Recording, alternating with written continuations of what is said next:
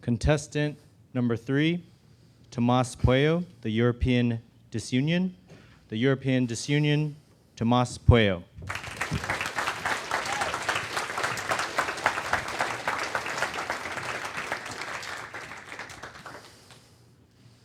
Hello, fellow Americans. I have to tell you something. I am not American. I know what you're thinking. It's impossible. He has a perfect accent. Well, I'm sorry to disappoint you, but I'm European, I'm half French, half Spanish, fully sorry. I have to say, though, that despite being an immigrant, you guys have been amazing with me. I don't know why. Maybe you think that as a French, I am romantic, and as a Spaniard, I'm passionate, and as a European, I'm a socialist. They really like me at the NSA. Nicest people in the world. They're so good at listening. So yeah, I come from Europe, the old continent, and if you think about it, it's a very fitting nickname. Have you seen the news about Ukraine and Syrian refugees and Greek debt? Well, looks like we're crazier than college life. Well, no, we're just very old. We have dementia. We're ready for a retirement home. When we were young, we weren't like that. We were so full of energy, and we created democracy. And then we went downhill. Feudalism, colonization, world wars, and our latest political innovation, the European Union. We got a Peace Nobel Prize for that one, thus joining illustrious leaders such as Yasser Arafat, who won for peace in the Middle East. Good job. Barack Obama, who won for winning an election? And Al Gore for a PowerPoint. So today I'm going to tell you about Europe, the European Union, or rather disunion, and why it should be a union instead.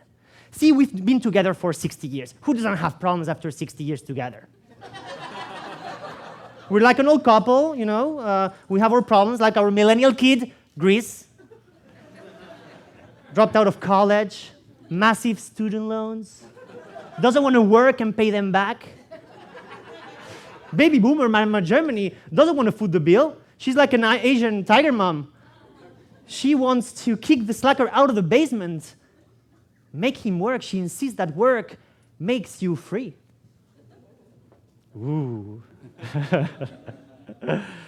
But we're not the only ones with problems here. Like this, everybody in Europe has problems. Catalans don't like Spaniards and all the money they pay them, and Northern Italians don't like Southern Italians and all the money they pay them, and Scots don't like England and all the money they get from them. Who understands Scots? Especially when they speak. And then we have Germans, always hardworking, and the French always start striking. Eastern Europeans, you don't hear much about them. They're catching up on eating. Oh, and Scandinavians, always so perfect and so efficient. And Mediterraneans, obviously perfect, but not as efficient. We're all about work-life balance, northern work and southern balance. We also have 200 languages in Europe. What's the use of 200 languages? The only use is GPS voices. Can you imagine the parliament? Hello, this is my law proposal. What do you think? Was ist das? Oh no, c'est pas possible. No compreendo nada. Fiesta! Achtung! Fiasco. Do you know what the tagline is for the European Union? United in diversity. United in diversity. We literally have in common that we have nothing in common.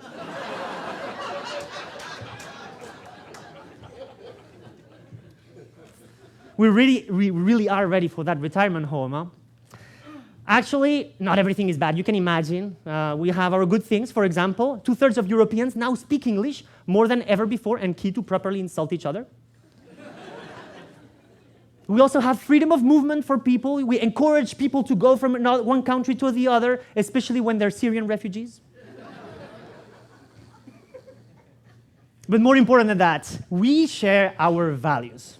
For example, in the US, the president has oral sex. Impeach him. In France, the president has 4 kids out of wedlock with his political opponent. And then he takes to the French White House to live with him a journalist that's divorced. Well, he's having an affair with an actress, 18 years younger. Law-abiding citizens across the country are jealous. But it's pretty serious. According to French law, he could face up to 30 high fives. Italy's Berlusconi approves. We also share in Europe our values around healthcare and education. We believe they should be free, universal, and provided by the government. Now, I know what you're thinking. We should be free to educate our kids the way we want, like in the US, minimally. And what about healthcare? Where does it say that life is an inalienable right?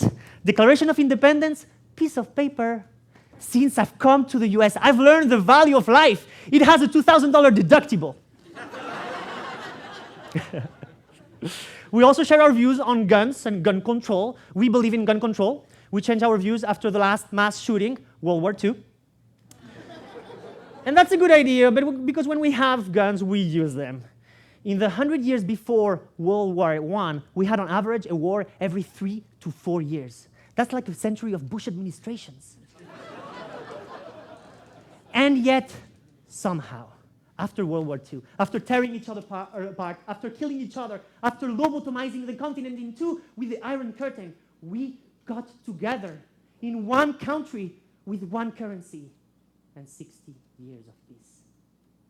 Of course we have problems, but we shouldn't be focusing on them. We should be focusing on what we have in common, a shared past, shared values, and shared future together. Because it's better to be united in diversity than in a retirement facility. Thank you.